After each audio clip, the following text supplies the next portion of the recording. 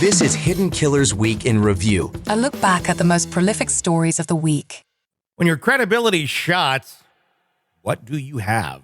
That's the question I think a lot of people are wondering about. Becky Hill, the clerk of court from the Alec Murdaugh trial. You'll remember her from that miniseries earlier in the year. Lots of allegations there. Jury tampering being one of them. And then we found out her son was involved in wiretapping within the same facility, within the same courthouse. He was the director of information technology. And now public corruption charges being brought against Becky Hill. It just keeps getting worse and worse in the optics of her credibility going forward. Here to discuss, Neama Rahmani, former federal prosecutor, head of the West Coast Trial Lawyers Association. Neama, are we just now kind of falling off the cliff and these are the rocks that are falling down on top of everyone because they've pushed us this far, Becky and her son?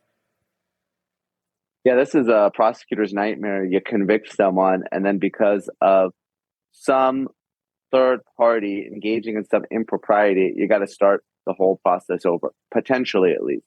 Now, usually it's a juror, and actually we're seeing this in the Scott Peterson case, some similarities where there's a juror that's alleged to have wanted to get on the panel and profited from a book. And, obviously she's not a juror, but Becky Hill is part of the court. This is a huge problem. So, I got to tip my hat to the defense here. They've done a good job, not so much during the trial phase, but post-trial and really going after Hill, uncovering all this dirt, and they may get a new trial as a result. So kind of unpack some of this.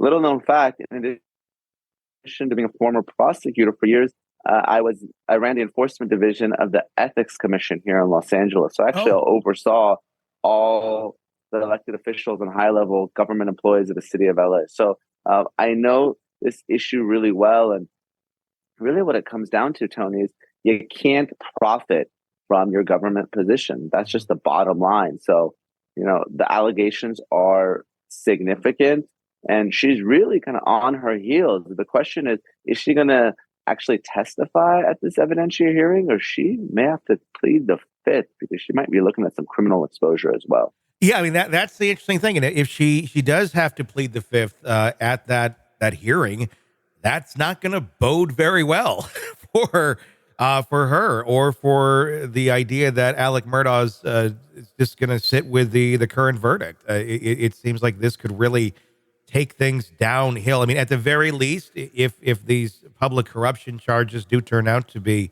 true, obviously she's innocent until proven guilty. At the very least, we're probably talking about losing a job.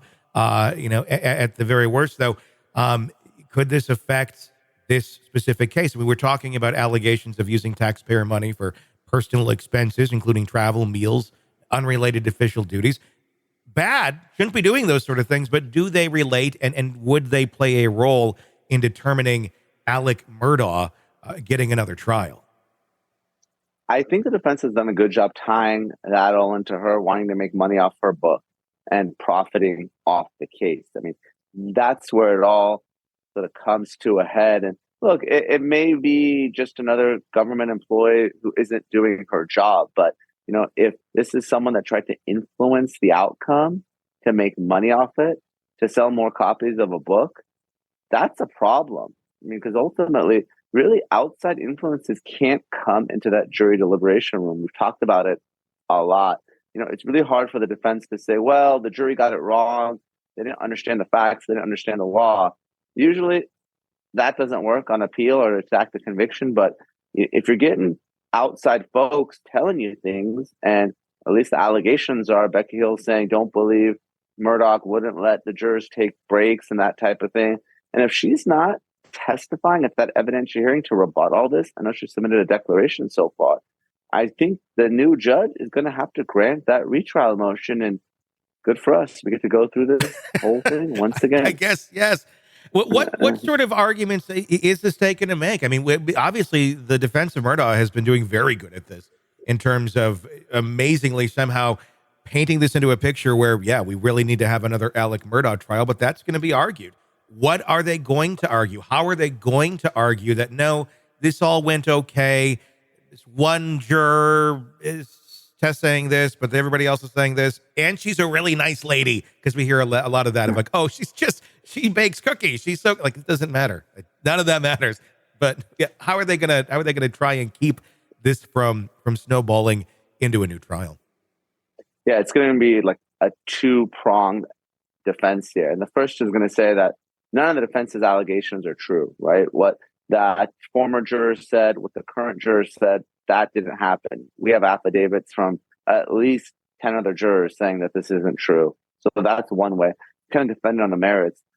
The second would be saying, well, look, even if this happened, there's no prejudice. It didn't affect the outcome.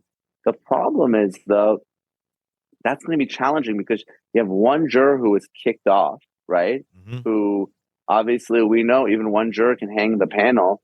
And then you have another juror who did deliberate, and both of them are saying what the defense wants them to say. So, if I were a betting man, I'd say that especially if Becky Hill doesn't testify and rebut all this and have evidence to prove it, then I think we're likely looking at a new trial here, Tony. Let's say a new trial does end up being the outcome here. How far down the road would that likely take place if that's the decision that's made?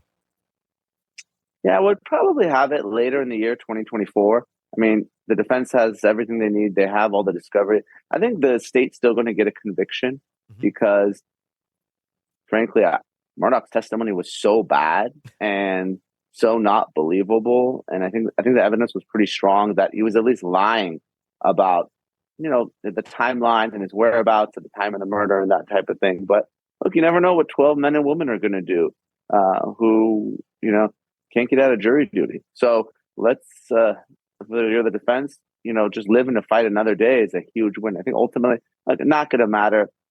On top of all the fraud charges, Murdaugh's going to do so much time. I think he's probably going to die in prison, even though he only has to serve 85% by statute. I think the murder charges will eventually stick. And look, even though the jurors just will decide the case solely on the facts and evidence in the new trial, they're ordinary people. Everyone's going to know who Alec Murdaugh is and the fact that he's already been found guilty once.